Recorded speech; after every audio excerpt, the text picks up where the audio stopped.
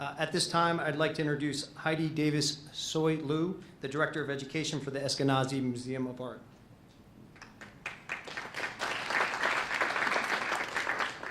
Thank you so much. I'm so excited and honored to be here.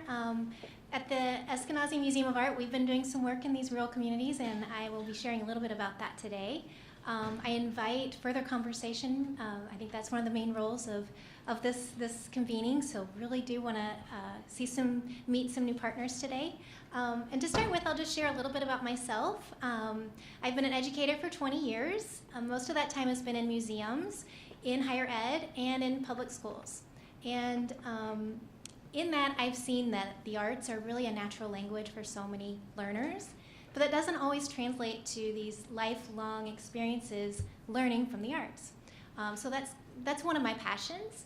I have always been really interested in marginalized populations, and I feel like the arts and making the arts educationally accessible is something that that just really kind of aligns well with this work.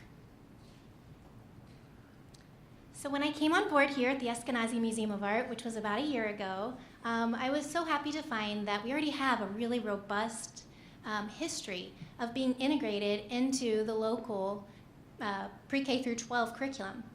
We have a wonderful history where all of the second graders in Monroe County come to the museum, and when our museum closed in 2017, and we're still closed, but we're going to reopen soon, it's very soon, we decided we didn't want to lose that partnership, so we explored going out into the community. So we've really utilized our docents to be able to go out into the community to keep that partnership going, especially with second grade. We explored with seventh grade and some additional schools.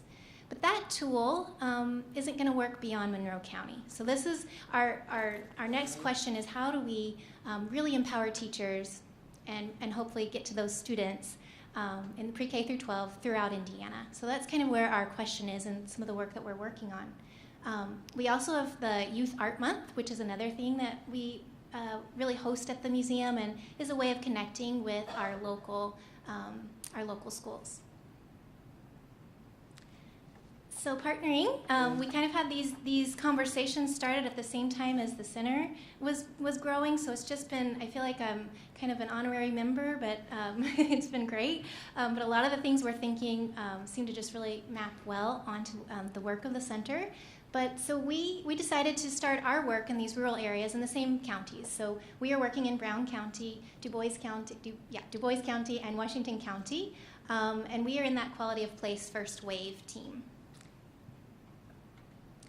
So as everyone else has mentioned, we've done a lot of listening, going out to the communities. Sometimes that's been with general community members, sometimes with educators.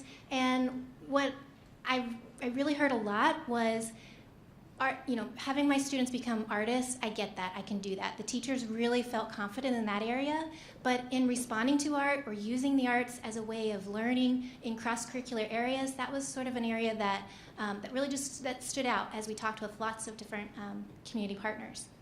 So these are some of the questions that I heard. How can I teach students to talk about contemporary art when I graduated in the 80s and I haven't learned anything beyond that? Or how can I fit in talking about art? My parents expect, artwork to come home. And so there are these difficulties, these challenges.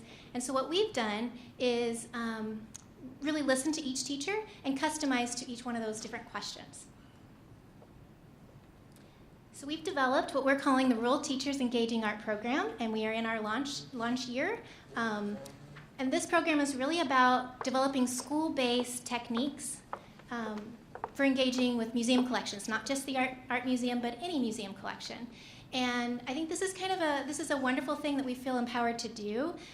We do want people to come to our art museum. There's nothing like the experience with original art. But we also believe in the arts and the power of the arts beyond that, beyond coming to our school or coming to our campus. So this is something that I think is kind of unique and a wonderful space for us to be able to occupy. So in this program, we've developed 3 areas. We go in and we do classroom demonstrations. We're developing a professional learning community, and then we're studying. We're kind of really thinking about what are we learning? How is this a two-way street? So in the demonstrations, we go in, we listen to the teachers, we kind of find out what their needs are, and there's quite a big range. But we're really, we're we're utilizing their classroom and their students to model ways of engaging with collections and the wonderful power of the arts in their classroom. That professional learning community is being built on, again, their recommendations. So one teacher at the end of our first meeting, she sat me down and showed me how to use Google Classroom. So I knew for sure that was the way I was going to communicate with her. So we're just building that, that understanding. What are the ways that teachers in these real spaces naturally use? And so we want to kind of meet them there. But this space will be a place where they can critique, where they can construct new ways of looking and talking about works of art or objects in their classroom. And then finally, we're studying this learning. So again, we're in the launch in our first year, and we're doing some pre-assessment, some post-assessment to kind of see what are teachers learning, what are we gaining, and it depends on which needs the teacher really needs us to address on what we're studying, but that's another way that we're really customizing this experience.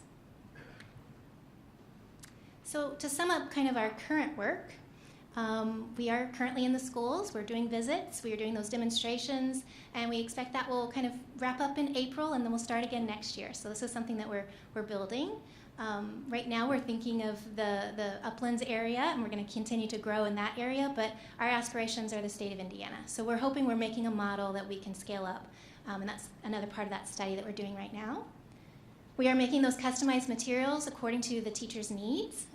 We are working with teachers who are pre-K, so early childhood, all the way up through high school. So we're trying to find a partner in each county in each one of those grade levels, again, to experiment and explore how we can best connect and empower teachers with the arts. We're developing assessments, which we think, once we get those built, we'll be able to really learn a lot and be able to use those going forward.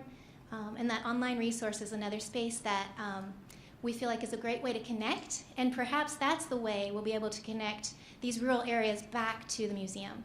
So you can imagine some virtual meetups. So maybe right at 3:30 when the kids are out of the classroom, they can sit down and have like a 10-minute sneak preview into an exhibition, and we have some gregarious host when we walk through the galleries. So they could virtually be there. There may be some ways that once we are in those communities, we can build those partnerships to help their creative problem solving so they can come and have those experiences with their students here on campus too.